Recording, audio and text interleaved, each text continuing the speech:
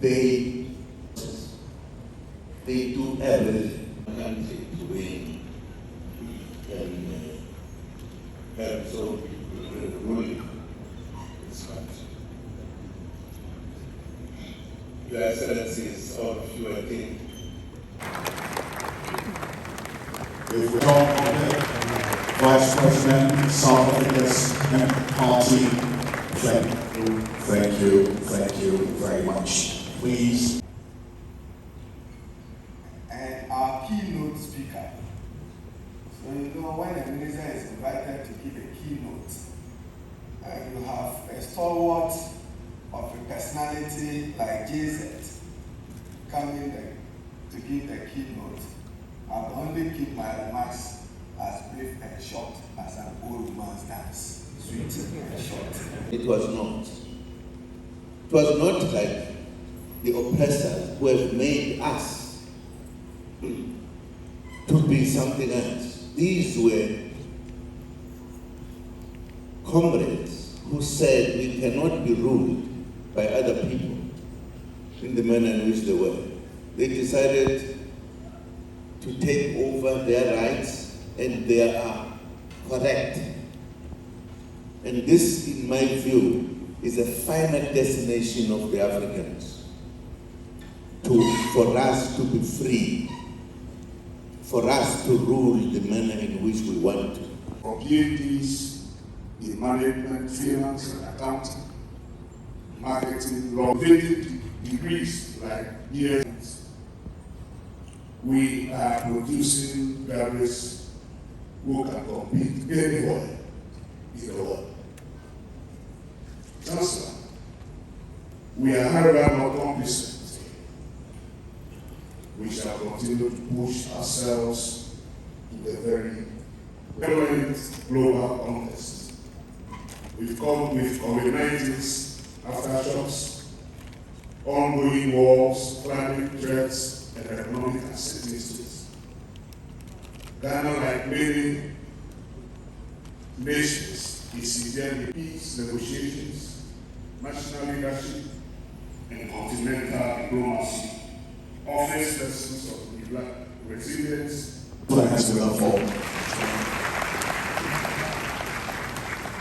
Thank you very much. Republic of Ghana, who represents the true tenets and an epitome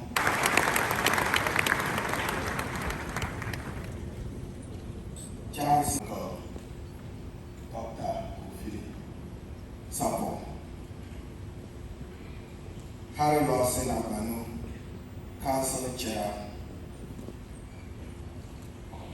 Deputy Minister and my colleague, Elvis Afriyakra, Vice Chancellor John Mensah Malta, members of Parliament, if they are here, I'll say reverend, let me acknowledge you.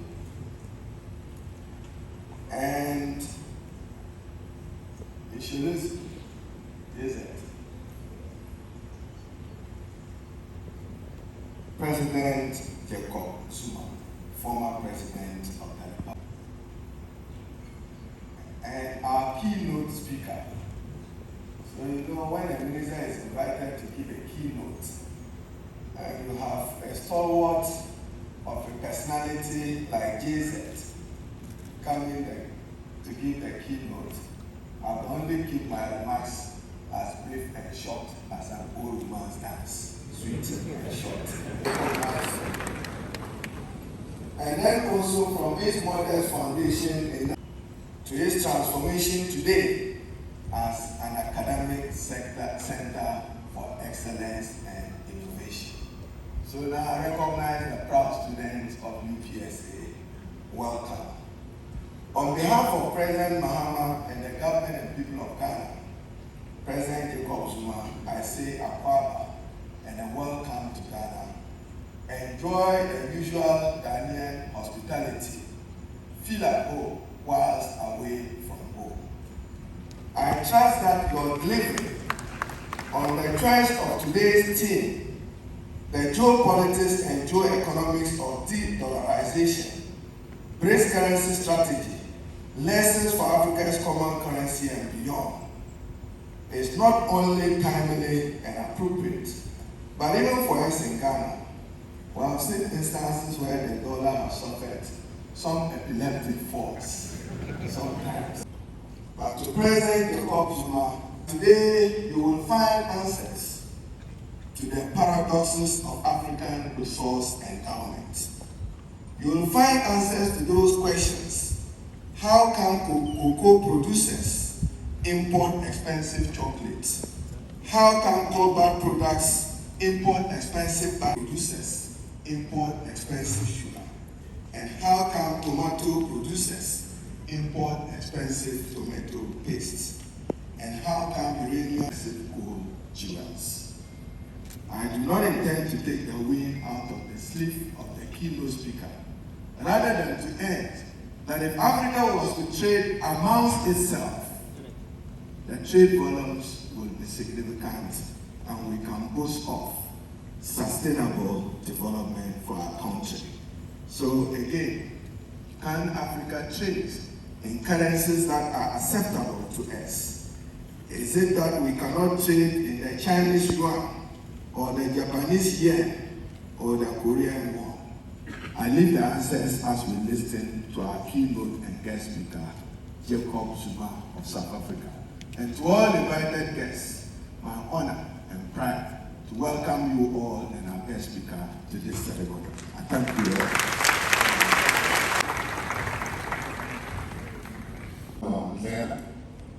I am the national spokesperson for the third largest political party in South Africa. We are the official opposition. The name of our party for 9 years in South Africa, starting from KZN, which is KwaZulu-Natal. He has also been a High Court judge for 29 years.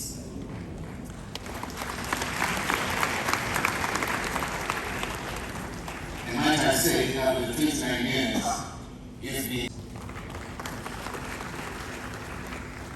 So, before I call him upon him, I would say that alone should tell you that if you think education is expensive, try ignorance.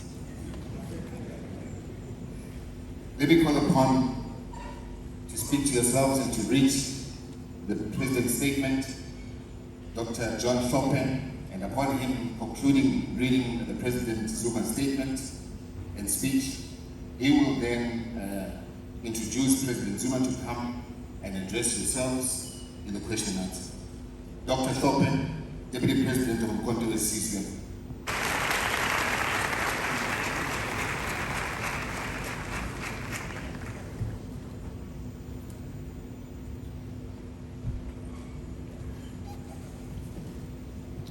A very good afternoon to everybody here.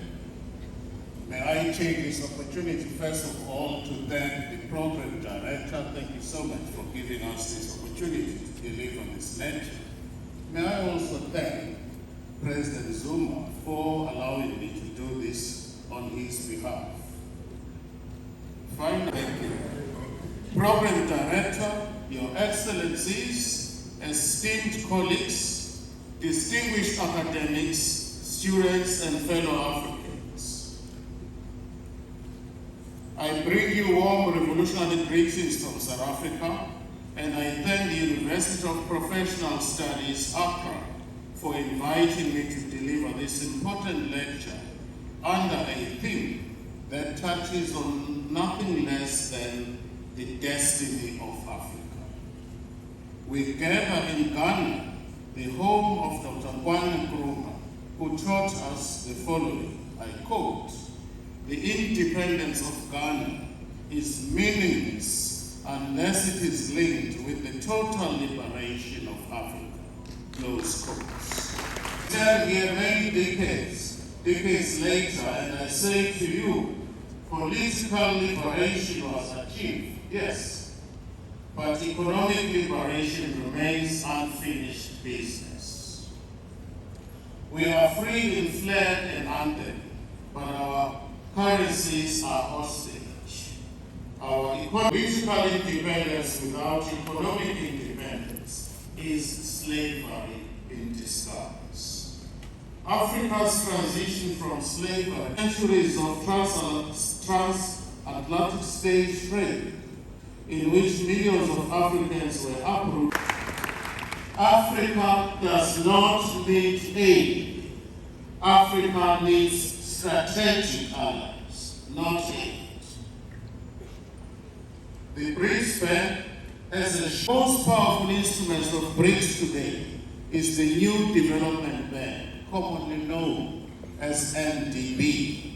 Unlike IMF and the World Bank, the NDB does not impose austerity or structural adjustments. It finances infrastructure, energy, and trade without demanding that African states dismantle their sovereignty. This matters because the US dollar has long been weaponized. When a nation defies the West, it faces sanctions, exclusion from SWIFT, and economic suffocation. We also saw this in Venezuela and recently in Russia after 2022. This shows us a simple truth. The dollar is not neutral. It is a political tool used against the African people.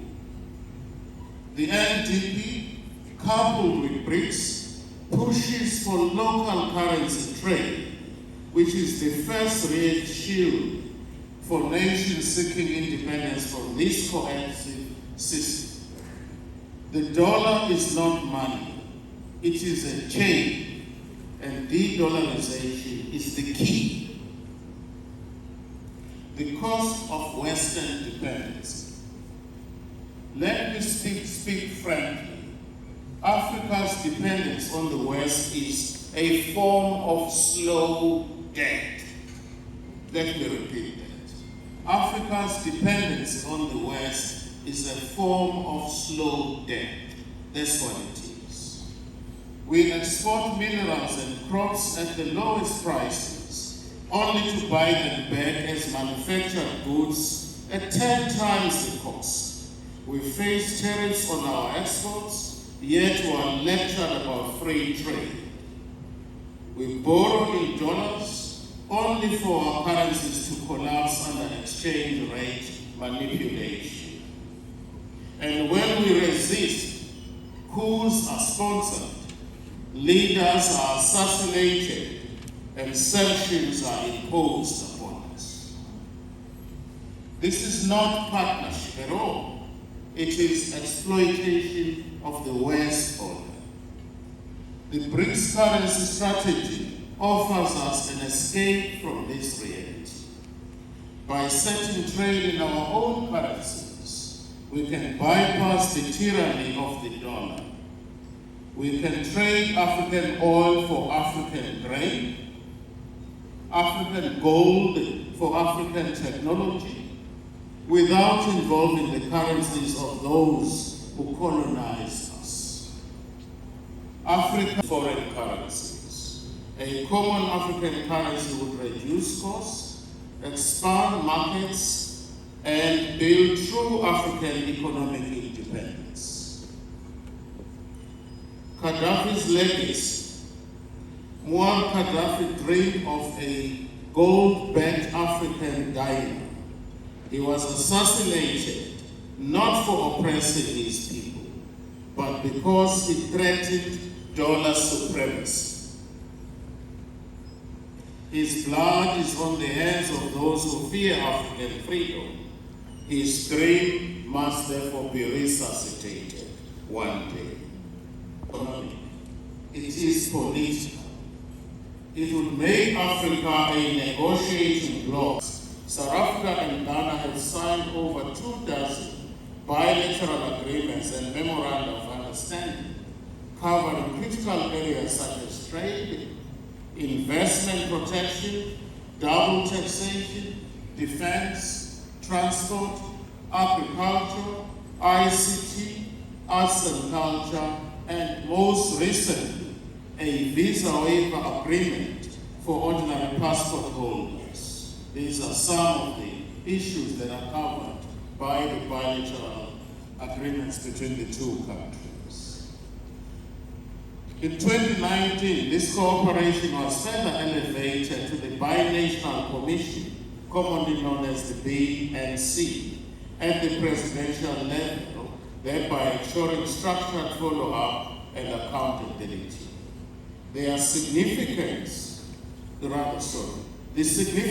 these agreements lies not merely in their signing, but in their effective implementation as they open pathways for deeper economic integration, technological exchange, cultural cooperation, and people-to-people connectivity.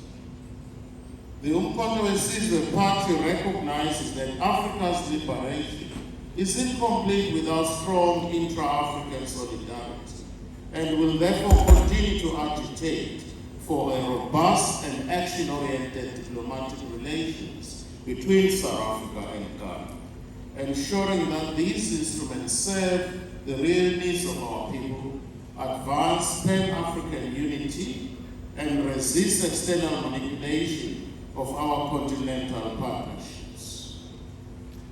I must pause here to commend Ghana for its bold step in backing Morocco's autonomy plan over the separatist agenda in the Western Sahara.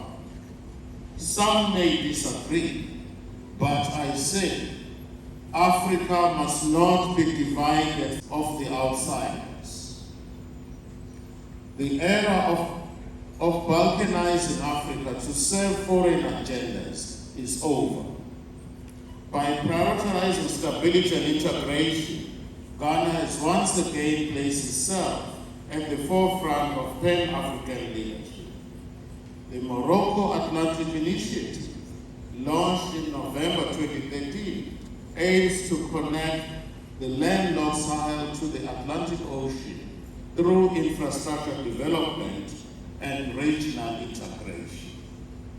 This initiative, spearheaded by Morocco, involves investments in ports, roads, and railways to facilitate trade and economic growth for countries like Mali, Burkina Faso, Niger, and Chad.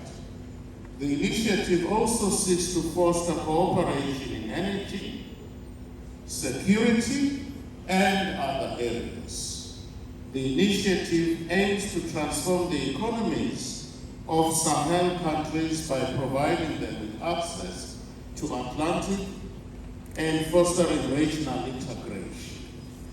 This regional integration must be the economic, trade, and currency bridge into BRICS, therefore northern and southern trade routes. That's what is needed. The days of Africa dancing to the drums are over. We shall beat our own drum. Umkhonto weSizwe Party, the future of South Africa. Umkhonto weSizwe Party's manifesto, which we refer to as the People's Mandate, outlines 8 pillars which serve as the foundation for our vision as a political party and policy proposals. Allow me to quickly go through them. This unity, it is now or never. Long live Pan-African unity. Long live African sovereignty. Long live the dream of an Africa free, united, and prosperous future. I thank you most sincerely. If we don't forget, Vice President, South Africa's party, thank you very much. Please. We are Africans. I said yesterday when I was given an opportunity by the President to say a few words in the presence of the King. I'm here in Ghana. I don't feel that this is a strange country for me. Xenophobia started in South Africa. It was promoted for political reasons, but there is a third force. There are very few Africans who would take a gun or a brick and hit another African simply because you originate from Ghana or Lesotho. These borders that we have in Africa were created by white men. Remember in 1885, the Berlin Conference of 1885 divided Africa into at least 50 different states, and not a single African leader was represented there. I have no doubt in the South African context, black people do not benefit from xenophobia. I am black myself. I have never benefited from xenophobia. People who are behind it, people who ensure that at the end of the day we fight over crumbs and they take our mineral resources away from us, is the white man. It is the white man, in my view, who is behind xenophobia. I will say that without any fear of contradiction. So it is, unfortunately, it has happened. We condemn xenophobia. A lot of us as Africans travel in Africa, or Germany, or Spain. Basically, there is free movement in those countries. I am yet to come across a German who said, oh, you are French, I'm going to kill you. British don't kill French because they are French. French don't kill British because they are British. They speak the same language. So it's high time that Africans, and South Africans in particular, rise above so-called xenophobia, open our arms and warm to fellow Africans. Ghanaians have warmed to me. I will never allow anybody to look at you in any different light. Thank you. I've attempted to answer the questions. Thank you so much. Thank you very much. We're pressed for time. So this, I think we had enough questions. And His Excellency Jacob Zuma as well, please. You can kindly take your seats now. Let's put our hands together for them while they do that. Thank you. And also the Chancellor. And thank you very much.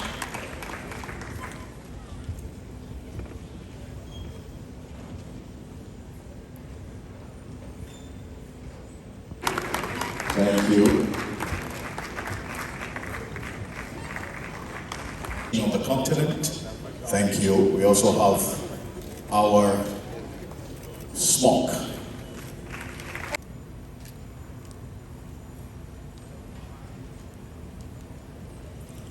Distinguished invited guests, esteemed faculty, staff, students, media, ladies and gentlemen. It is a huge honor for me as Chancellor of this university to deliver the closing remark at this year's leadership lecture. You all will agree with me that our distinguished speaker, former President of South Africa, His Excellency is teased out by him. The delivery has definitely stirred our minds and challenged our convictions. This is not surprising to me. Why do I say so? Because it was constructed by a seasoned statesman. Thank you, President Zuma.